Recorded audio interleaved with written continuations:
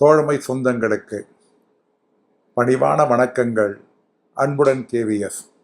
தொழிற்சங்கம் என்பது ஒரு தொடர் இயக்கம்.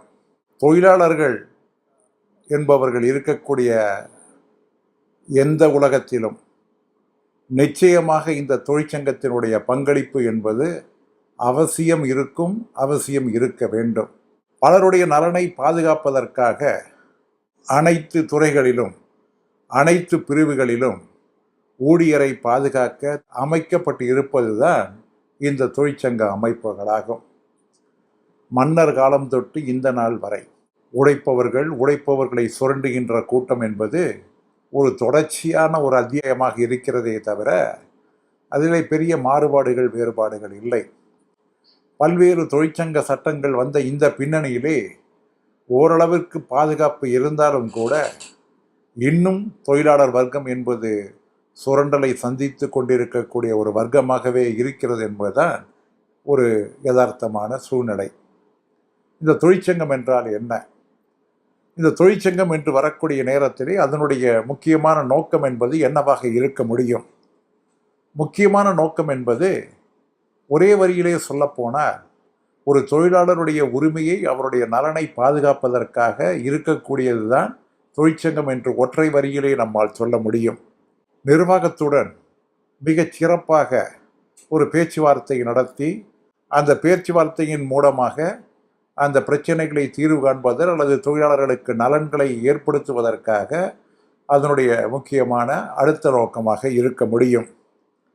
ஒரு பாதிக்கப்பட்ட ஒரு தொழிலாளிக்காக குரல் கொடுப்பது, அவர்களுடைய குறைகளை தீர்த்து வைப்பதற்காக போராடக்கூடிய அந்த தன்மை என்பது மற்றொரு நோக்கமாக இருந்திட முடியும்.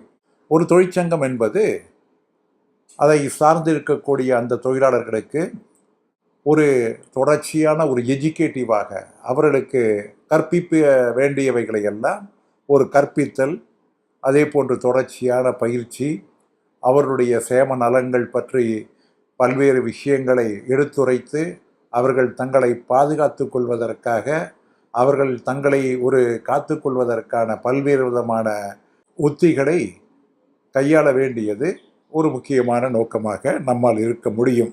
ஒரு தொழிற்சங்கம் என்றால் எப்படி இருக்க வேண்டும் என்பதற்கு உதாரணமாக சொன்னால், த trade union is an association of workers formed for the purpose of protecting and promoting the socio-economic status of its members through collective action என்று ஒரு மாமேதை சொன்னார்.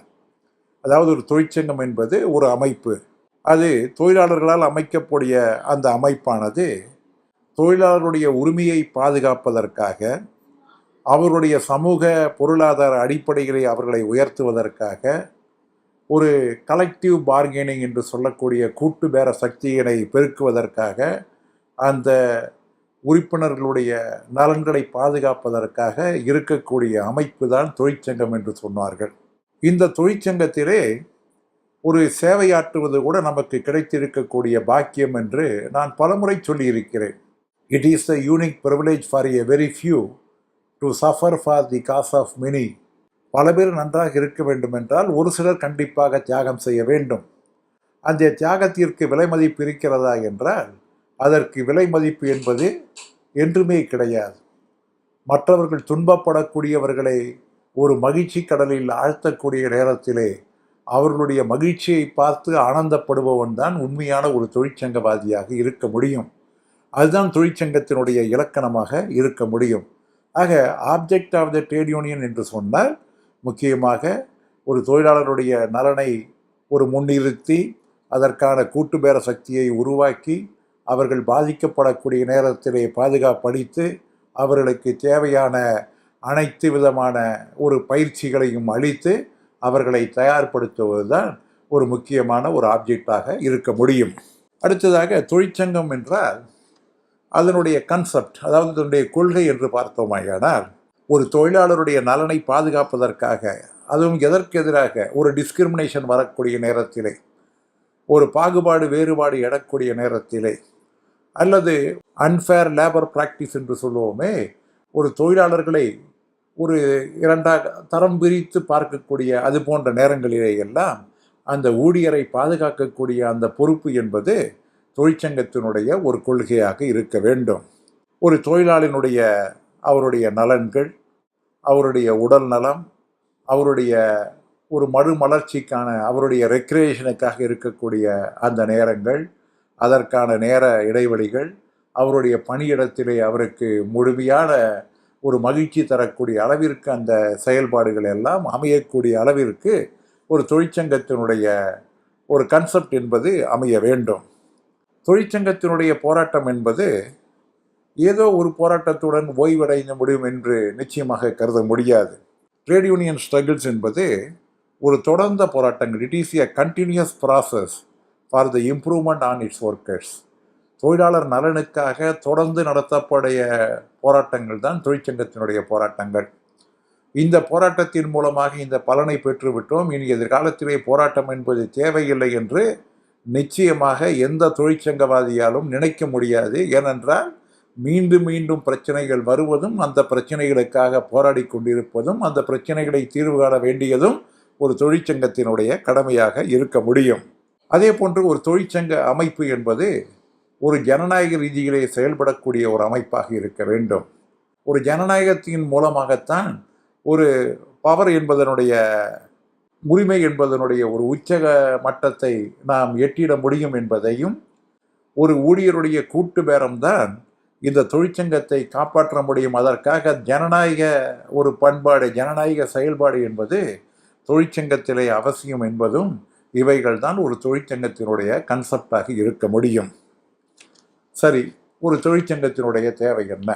ஒரு தொழிற்சங்கத்தினுடைய தேவை என்று எடுத்துக்கொள்வோமே ஆனால், ஒரு அதிகமான ஒரு கூட்டு பேர சக்தியை உருவாக்கிட வேண்டும் என்றால் அதற்கு கண்டிப்பாக இந்த தொழிற்சங்கத்தினுடைய தேவை என்பது இருக்கிறது.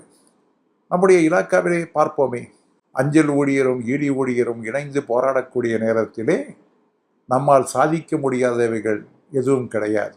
ஆனால் தனித்தனியாக போராடக்கூடிய நேரத்திலே கண்டிப்பாக நமக்கு பல்வேறு விதமான ஒரு பின்னடைவினை நாம் சந்தித்து இருக்கிறோம் என்பதுதான் ஒரு யதார்த்தம். ஆக ஒன்றுபட்ட போராட்டம் என்று இருக்கக்கூடிய நேரத்திலே it will definitely increase the bargaining power. நம்முடைய கூட்டு பேர சக்தி என்பதை அவைகள் நிச்சயமாக செய்ய முடியும்.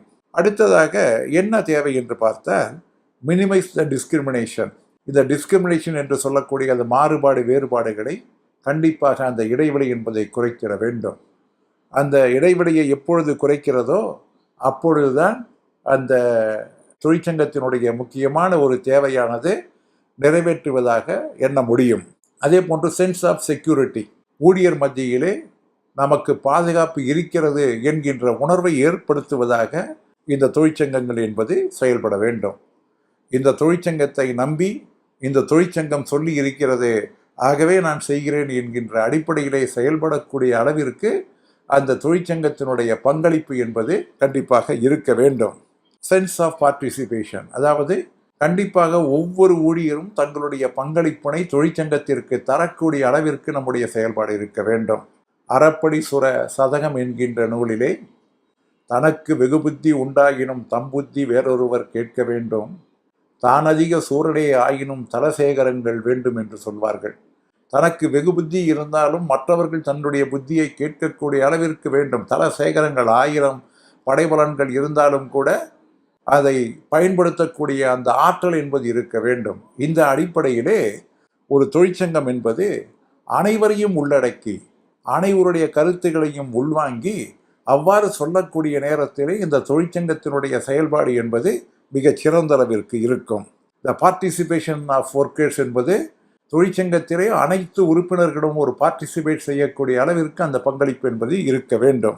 அதே போன்று பிலாங்கிங்னஸ், ஆம் நான் இந்த சங்கத்தை சார்ந்திருப்பவன், நான் இன்னும் சொல்லப்போனால் எனக்கு ஒரு கர்வம் கூட உண்டு, நான் ஒரு என்எஃப்பிடி என்ற இயக்கத்தை சார்ந்தவன், என்எஃப்பியினுடைய போராளி என்று சொல்லக்கூடிய நேரத்திலே எனக்கு கர்வம் என்பது இருக்கிறது.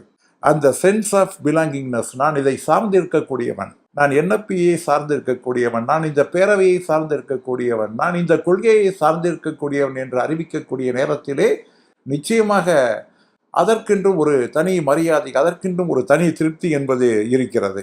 அதே போன்று இந்த தொழிற்சங்க மேடை என்பது ஒரு பிளாட்ஃபார்ம் ஃபார் செல்ஃப் எக்ஸ்பிரஷன் என்று சொல்வார்கள். தன்னுடைய சுயமாக இருக்கக்கூடிய அந்த சிந்தனைகளை சொல்லக்கூடிய ஒரு அமைப்பாக இருக்க வேண்டும்.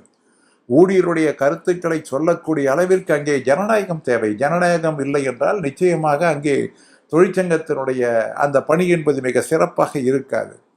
ஆக இவைகள் நிச்சயமாக தேவை. அதே போன்று த பெட்டர்மெண்ட் ஆஃப் ரிலேஷன்ஷிப் என்று சொல்வார்கள். அந்த உறவு என்பது ஒரு தொழிற்சங்க தலைவனுக்கும் ஒரு தொழிற்சங்க தோழனுக்கும் இருக்கக்கூடிய அந்த உறவானது மிக செழுமையாக, மிக நுட்பமாக, மிக ஆழமாக வேர்விட்டு விருட்சம்போர் வளரக்கூடியதாக இருந்தால் அந்த தொழிற்சங்கத்திலே ஒரு பிடிப்பு, ஒரு பிடித்தம் என்பது கண்டிப்பாக ஏற்படும். ஆக தொழிற்சங்கத்தினுடைய நோக்கம் ஒரு தொழிலாளியை பாதுகாத்திட வேண்டும். தொழிற்சங்கத்தினுடைய முக்கிய கொள்கை, கோட்பாடு என்பது கூட ஒரு ஜனநாயக ரீதியிலே அனைவரையும் ஒன்றிணைத்து அனைவருடைய கருத்துக்களையும் உள்வாங்கி அத்தனையும் சேர்த்து ஒன்றாக நாம் செயல்பட்டால் வெற்றி என்பது நமக்கு நிச்சயம் என்று கூறி, அடுத்த அத்தியாயத்திலே நம்முடைய இந்திய தொழிற்சங்கத்தினுடைய வரலாறை பற்றி சற்று மேலோட்டமாக பார்ப்போம். என்ன தோழர்களே, மீண்டும் சந்திப்போமா? அன்புடன் KVS.